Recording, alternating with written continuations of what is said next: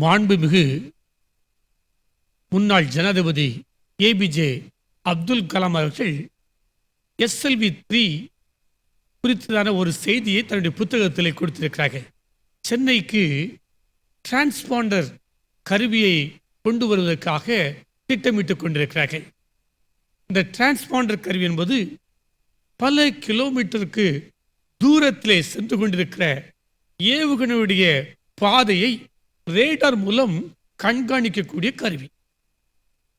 இந்த கருவியை மிக பத்திரமாக சென்னைக்கு கொண்டு வர வேண்டியது. ஆகவே ஒரு விமானத்திலே கொண்டு வருவதற்காக விமானத்திலே அநேகர் ஏறினார்கள். அவர்கள் எல்லாரும் மிகவும் அறிவு படைத்தவர்கள், திறமை படைத்தவர்கள். அவர்களுக்குள்ளாக மிஸ்டர் சுவாமிநாதன் என்ற ஒரு விஞ்ஞானியும் இருந்தார். அவருடைய கரங்களில் தான் இந்த டிரான்ஸ்பாண்டர் கருவியானது கொடுக்கப்பட்டது.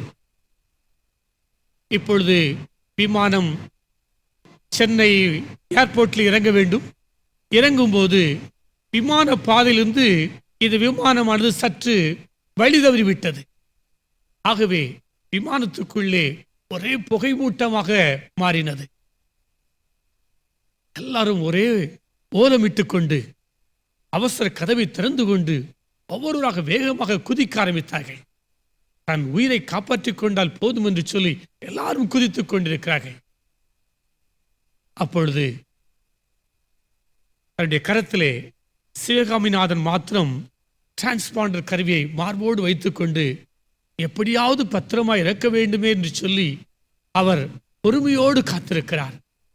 எல்லாரும் இறங்கின பின்பு மிகவும் நிதானத்தோடு கூட மிகவும் பத்திரமாக அந்த டிரான்ஸ்பாண்டர் கருவியை கீழே இறக்கி கொண்டார். எல்லாருக்கும் ஆச்சரியமா இருந்தது. ஏபிஜே அப்துல் கலாம் அவர்கள் சொல்றார்கள், தன் உயிரை பற்றி கொஞ்சமும் அவருக்கு கவலை இல்லை. காரணம், தன் கையில் கொடுக்கப்பட்ட பொறுப்பை சரியாக நிறைவேற்ற வேண்டும் என்பதற்காக தியாக உணர்வோடு கூட அவர் இறங்கி வந்தார் என்று சொல்லுகிறார். அவர் சொல்லுகிறார், ஏபிஜே அப்துல் கலாம் அவர்கள் தலைமை பொறுப்பில் உள்ளவர்கள் ஒரு நிறுவனத்தினுடைய குறிக்கோளை தன்னுடைய குறிக்கோளாக லட்சியமாக மாற்றிக்கொள்ள வேண்டும் என்று சொல்லுகிறார். சமயோசித புத்தியோடும் இடமான மனதோடும் ஒரு காரியத்தை முன்னெடுக்க வேண்டும் என்று சொல்லுகிறார். அப்படிப்பட்டவர்கள் தான் சிறந்த தலைவர்களாக செயலாற்ற முடியும். வேதத்திலே ஒரு வார்த்தை சொல்லப்பட்டிருக்கிறது, தன் வேலையிலே ஜாக்கிரதை உள்ளவனை கண்டால் அவன் நீசர்களுக்கு நிற்காமல் ராஜாக்களுக்கு முன்பாக நிற்பான்.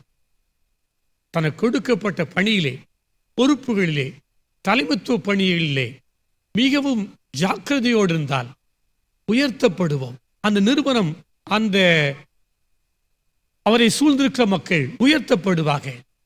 கடமைக்காக ஒரு காரியத்தை செய்வதை காட்டிலும் கடமை என்று கடமையை கண்ணும் கருத்துமாய் செய்தால் உயர்த்தப்படுவோம். வாழ்க்கையில நீங்களும் கண்ணும் கருத்துமாக உங்கள் கடமைகளை செய்யுங்கள், உயர்த்தப்படுவீர்கள்.